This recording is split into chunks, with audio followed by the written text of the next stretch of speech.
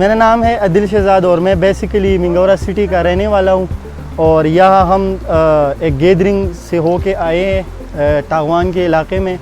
और ये एक काफ़ी खूबसूरत इलाका है जो इर्द गिर्द आप लोग को नज़र आ रहा होगा, लश पश है, ग्रीन है और यहाँ पे पानी का नज़ारा भी आप देख सकते हैं। ये बच्चे नहा रहे हैं और मतलब काफ़ी अच्छा इलाका है और गर्मी की लिहाज से भी मतलब सिटी में तो काफ़ी गर्मी होती है और यहाँ का मौसम काफ़ी अच्छा है, तो यहाँ बहुत अच्छा फील हो रहा है हमें।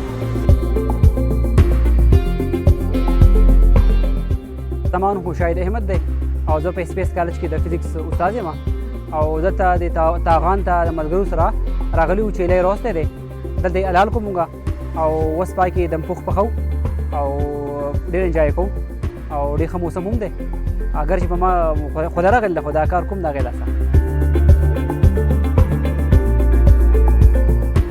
زما محمد عرفان نوم دی، د تاڼۍ اوسېدونکی یم.